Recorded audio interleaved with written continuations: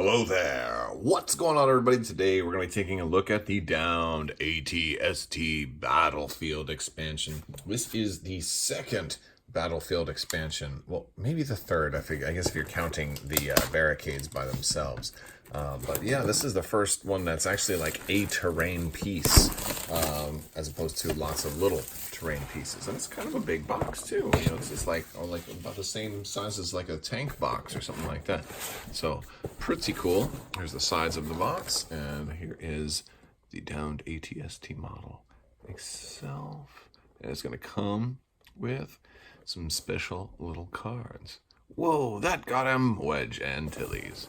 Speaking of Wedge Antilles, I really hope they make pilots, like downed pilots, for this game. I want to see Rebel pilots. I want to see TIE Fighter pilots. I want to see all of those things. Let me know in the comments what you guys want to see, if you think pilots would be cool to see in this game or not. Boy, we've got a lot of pieces, and that's everything in the box. So we've got some cards here. We've got our instruction manual. Oh, brother. This is going to take a while to put together. Goodness gracious. I mean, like, it's just one piece, right? Why did they have to make it so many pieces? It's just one terrain piece. Why did they have to make it so many? Oh, man, I thought this was going to be easy. There goes my afternoon. Okay, well, they got some detailed assembly instructions. You know, you could just take your regular AT-ST and smash it. Okay, but yeah, but this one's fun. This one's gonna be cool because we've got this to build, and we'll take a look at that. But we also have these things. So let's take a look at these new cards first. So we've got a couple of things for Act 1, and then we've got some more cards for Act 2. So basically, Act 1 is the downed AT-ST, where you just put the downed AT-ST in the middle of the board. And this is going to kind of work like a little miniature campaign, because you're going to have two acts, and they're going to work together. We're going to have forces converge. This is kind of how we set up, you know, 1 versus 1. Got to be Empire versus Rebels, and any uniques, whether it's unique equipment or unique characters that get killed, cannot come back in the next round. So a little bit of, you know, consequence. And then here we have secure the intel, Act 1. So basically, you want to rush to the center and use a double action, and then basically extract the intel, and then it will be on your unit leader, but it has to be a core or special forces. So no leaders, no operatives can get there. I wonder if that was a decision based on like Boba Fett or Sabine or something like that. But since special forces can do it, it makes me think, well, like, okay, so our Rebel Pathfinders can just start right there and just claim it on turn 1 and then start backing away. So I feel like Rebel Pathfinders kind of automatically win this one. So I don't know. But they'll be slower. They'll have their speed reduced by 1. And you'll gain a victory token at the end of the game if you control a unit with the claimed objective token. And then you can move on to Act 2. And we're going to set the same piece down, but we're going to be a little bit more on this side. You got to play your same factions. You can make a different list, but you can't use anything that was destroyed. You know, unique stuff that was destroyed. Also, the blue player can go up to 950 in this one. So, also whoever won Act 1, they must deploy everything first. So, blue player is at a disadvantage here. And then evacuating the base. Act 2, this one's got a lot on there, but basically you're going to be putting some, like randomizing some tokens, looking for this bunker and trying to get into the bunker. But it's also going to add your victory points that you may have gained from the first thing. So basically you're going to do the campaign conclusion here. And if you won the first one, you have a little bit easier time in the second one. So that's pretty cool. I guess I'm going to try and put this thing together. So I'm just kind of dry fitting these pieces together. And I'm thinking, boy, it would be kind of cool just to take like this broken head and then like glue this on to the top of a full AT-ST model. That would be fun, because I think that's probably how they did this. They just probably took a normal one and bashed it up a little bit. Maybe not. But yeah, pretty cool. I gotta glue it together though, because it ain't gonna stay. All right, I've got the head mostly built.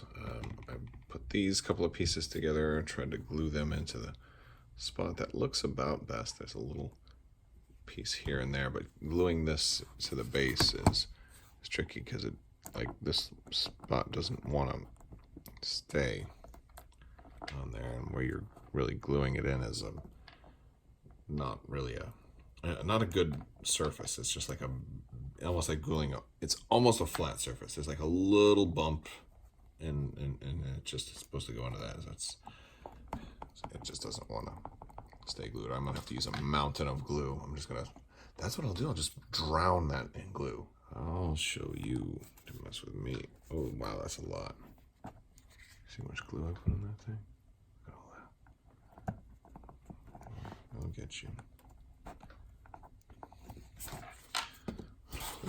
This is fun, because I'm trying to get this in this little thing right there, and the whole thing just keeps coming off. All right,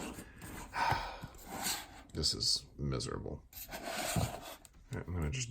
I thought being subtle and putting just a little bit of glue is gonna be. I'm drowning this thing in glue. I'm gonna use this whole thing for this one piece.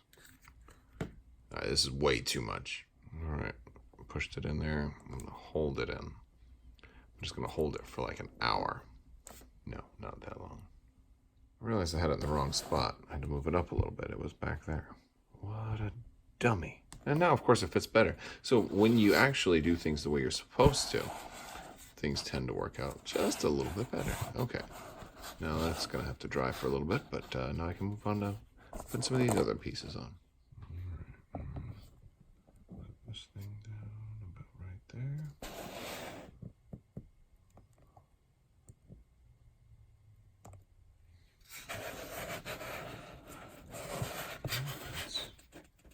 Looks about right.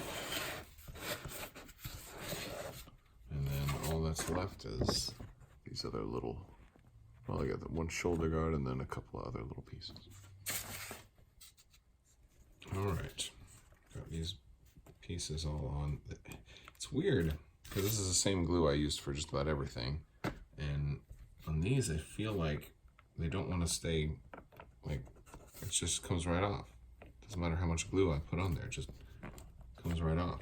What? Do they use a different kind of plastic with this?